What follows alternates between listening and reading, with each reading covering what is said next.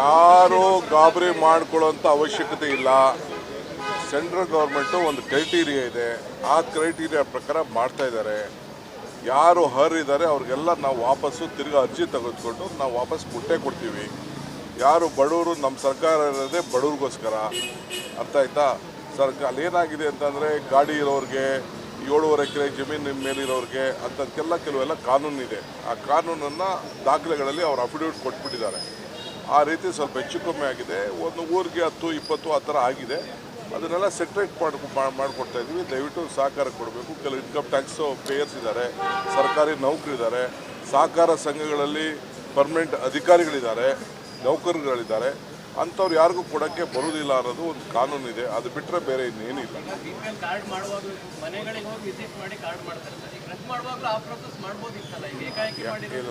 ಮನೆ ಹೋಗಿ ರದ್ದು ಮಾಡೋದಿಲ್ಲ, ಅವರು ಅಪ್ಲೈ ಮಾಡ್ತಾರೆ.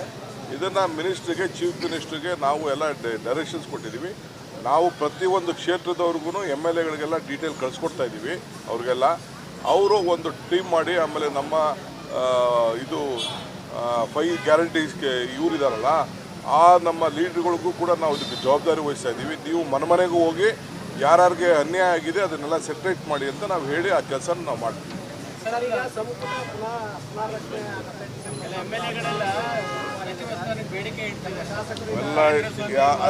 ಅದೆಲ್ಲ ಚೀಫ್ ಮಿನಿಸ್ಟರ್ ಹತ್ರ ಮಾತಾಡಿ.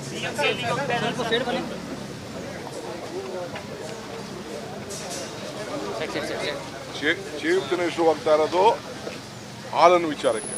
ಹಾಲು ಮಾರ್ಕೆಟ್ ಮಾಡೋಕ್ಕೆ ನಂದಿನಿ ಹಾಲು ನಾನು ಹೋಗ್ಬೇಕಾಯ್ತು. ಆ ಮೀನು ಇದನ್ನು ಒಂದು ಇದೆ ನಮ್ಮ ಮುರುಡೇಶ್ವರದಲ್ಲಿ, ನಾನು ಮುರುಡೇಶ್ವರಕ್ಕೆ ಹೋಗ್ತಾ ಇದ್ದೀನಿ. ಅವರು ನಂದಿನಿ ಹಾಲು ಮಾರ್ಕೆಟ್ ಮಾಡೋಕ್ಕೆ ಹೋಗ್ತಾ ಇದ್ದಾರೆ. ಅದು ಮೊದಲೇ ಫಿಕ್ಸ್ ಆಗಿತ್ತು.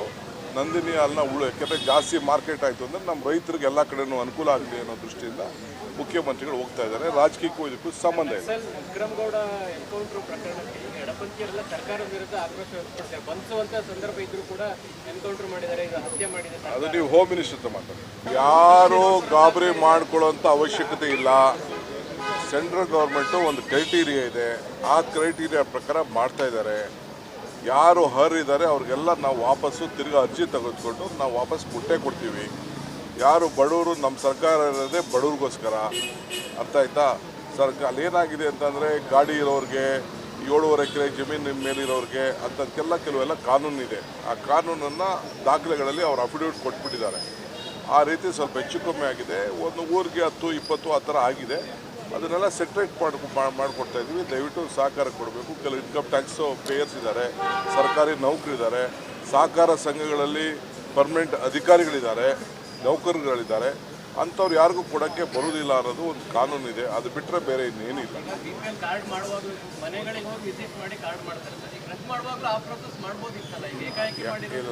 ಮನೆ ಹೋಗಿ ರದ್ದು ಮಾಡೋದಿಲ್ಲ, ಅವರು ಅಪ್ಲೈ ಮಾಡ್ತಾರೆ.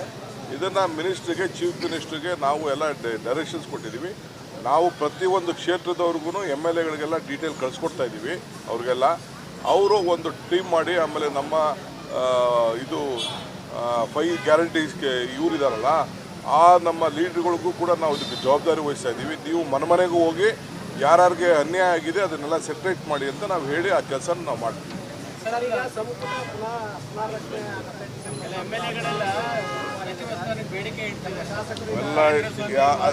ಅದೆಲ್ಲ ಚೀಫ್ ಮಿನಿಸ್ಟರ್ ಹತ್ರ ಮಾತಾಡಿ.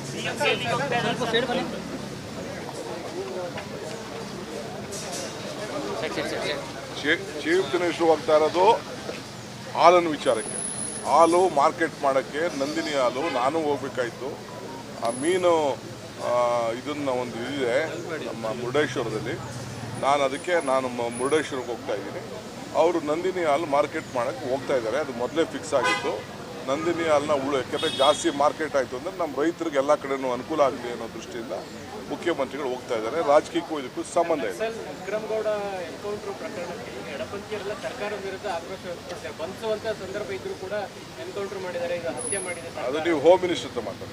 ಯಾರು ಗಾಬರಿ ಮಾಡ್ಕೊಳ್ಳೋಂಥ ಅವಶ್ಯಕತೆ ಇಲ್ಲ. ಸೆಂಟ್ರಲ್ ಗೌರ್ಮೆಂಟು ಒಂದು ಕ್ರೈಟೀರಿಯಾ ಇದೆ, ಆ ಕ್ರೈಟೀರಿಯಾ ಪ್ರಕಾರ ಮಾಡ್ತಾ ಇದ್ದಾರೆ. ಯಾರು ಇದ್ದಾರೆ ಅವ್ರಿಗೆಲ್ಲ ನಾವು ವಾಪಸ್ಸು ತಿರ್ಗಿ ಅರ್ಜಿ ತೆಗೆದುಕೊಂಡು ನಾವು ವಾಪಸ್ ಕೊಡ್ತೀವಿ.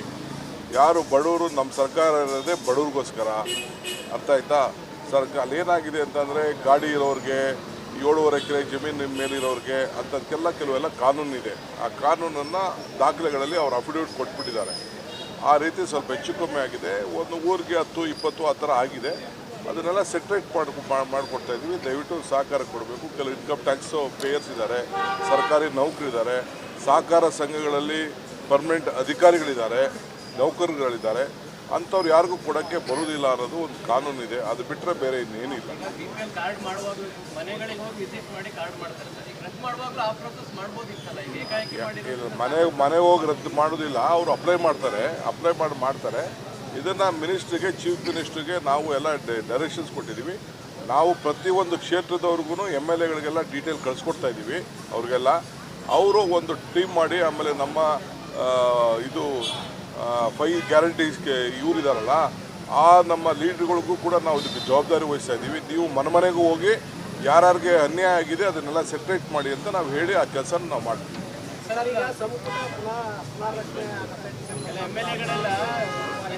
ಬೇಡಿಕೆ ಇಡ್ತಾರೆ ಅದೆಲ್ಲ ಚೀಫ್ ಮಿನಿಸ್ಟರ್ ಹತ್ರ ಮಾತಾಡಿ.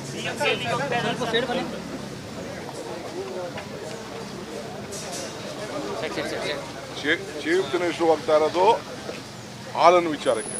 ಹಾಲು ಮಾರ್ಕೆಟ್ ಮಾಡೋಕ್ಕೆ ನಂದಿನಿ ಹಾಲು ನಾನು ಹೋಗ್ಬೇಕಾಯ್ತು. ಆ ಮೀನು ಇದನ್ನು ಒಂದು ಇದಿದೆ ನಮ್ಮ ಮುರುಡೇಶ್ವರದಲ್ಲಿ. ನಾನು ಮುರುಡೇಶ್ವರಕ್ಕೆ ಹೋಗ್ತಾ ಇದ್ದೀನಿ. ಅವರು ನಂದಿನಿ ಹಾಲು ಮಾರ್ಕೆಟ್ ಮಾಡೋಕ್ಕೆ ಹೋಗ್ತಾ ಇದ್ದಾರೆ. ಅದು ಮೊದಲೇ ಫಿಕ್ಸ್ ಆಗಿತ್ತು.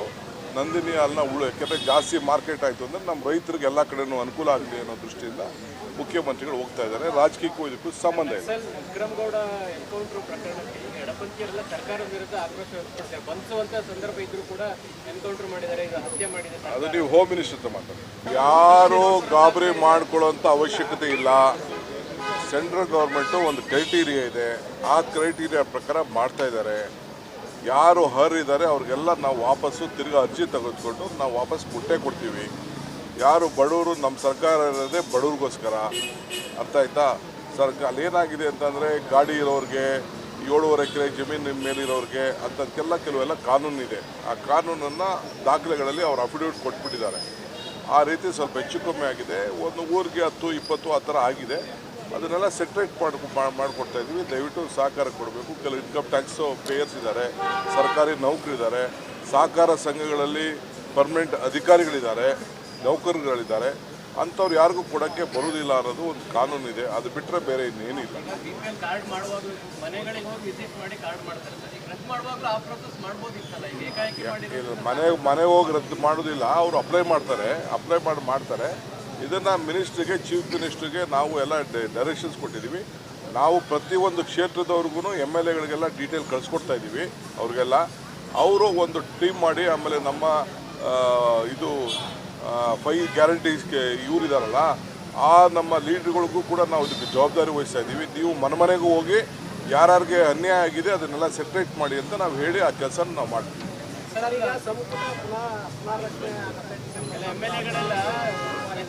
ಬೇಡಿಕೆ ಇಡ್ತಾರೆ ಅದೆಲ್ಲ ಚೀಫ್ ಮಿನಿಸ್ಟರ್ ಹತ್ರ ಮಾತಾಡಿ.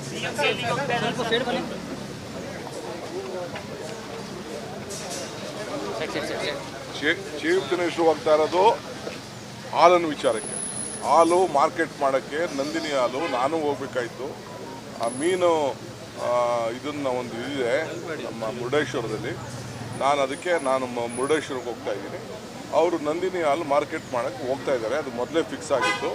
ನಂದಿನಿ ಹಾಲನ್ನ ಯಾಕೆಂದರೆ ಜಾಸ್ತಿ ಮಾರ್ಕೆಟ್ ಆಯಿತು ಅಂದರೆ ನಮ್ಮ ರೈತರಿಗೆ ಎಲ್ಲ ಕಡೆಯೂ ಅನುಕೂಲ ಆಗಲಿ ಅನ್ನೋ ದೃಷ್ಟಿಯಿಂದ ಮುಖ್ಯಮಂತ್ರಿಗಳು ಹೋಗ್ತಾ ಇದ್ದಾರೆ. ರಾಜಕೀಯಕ್ಕೂ ಇದಕ್ಕೂ ಸಂಬಂಧ ಇದೆ. ವಿಕ್ರಮಗೌಡ ಎನ್ಕೌಂಟರ್ ಪ್ರಕರಣಕ್ಕೆ ಎಡಪಂಥೀಯರೆಲ್ಲ ಸರ್ಕಾರದ ವಿರುದ್ಧ ಆಕ್ರೋಶ ವ್ಯಕ್ತಪಡಿಸಿದ್ದಾರೆ. ಬಂಧಿಸುವಂತ ಸಂದರ್ಭ ಇದ್ರೂ ಕೂಡ ಎನ್ಕೌಂಟರ್ ಮಾಡಿದ್ದಾರೆ, ಈಗ ಹತ್ಯೆ ಮಾಡಿದ್ದಾರೆ. ಅದು ನೀವು ಹೋಮ್ ಮಿನಿಸ್ಟರ್ ಹತ್ರ ಮಾತಾಡಿ.